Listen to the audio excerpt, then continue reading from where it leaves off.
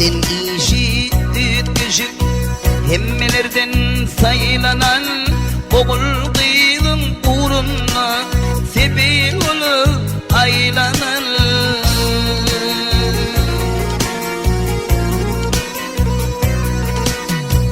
Bu durmuşum biligi senin kayan kaymalar ömür boyu ağlarım yadla seni ecemjan. Madem seni güzeyen edip kevem inemcan ecemjan kevem.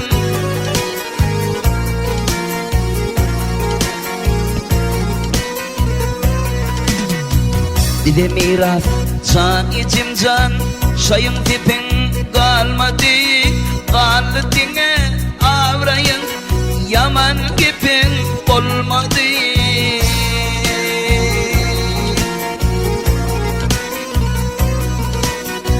Sen gittin gidip bağlanan yer bağırtlap ağladı ömür boyu ağların yadlap seni ecemjan. Madem seni güzeyen edip kevem inemcan ecemjan can ecem.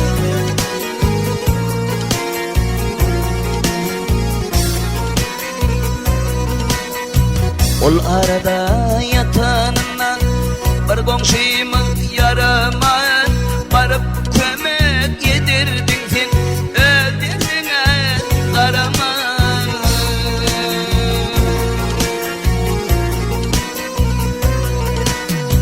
Düştü görüp sen keşfini bağrım ollu karagan ömür boyu ağlarım yadlam seni ecemjan.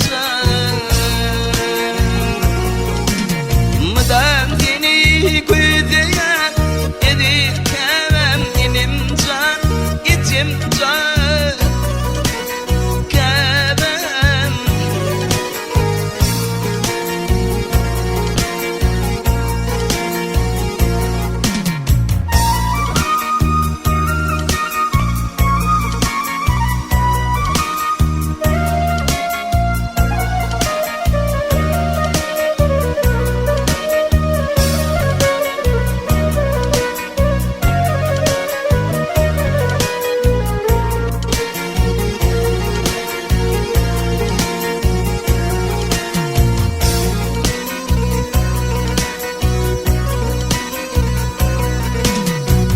Aramızda sen bolongda madam ağla yar yani sen hakda ne yazsam da yine bana ağlayalı.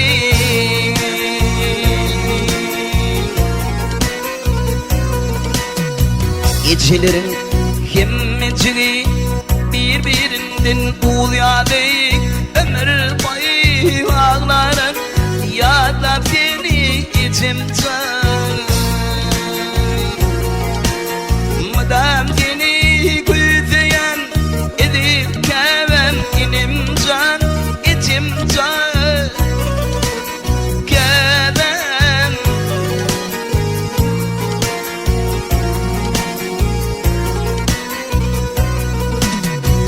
Ececan seni yadlanımda yürek bağrım diliner. Ece seni yadlanımda yürek bağrım diliner. Ovamda kırrım dolumna ece seni sevdiler. Dünya yali ayali ol bakir dediler. Ömür boyu güzeyen edip kevem inemcan ecemjan can ecem. Madem seni güzeyen edip kevem inemcan ömür boyu güzeyen edip kevem inemcan ecemjan.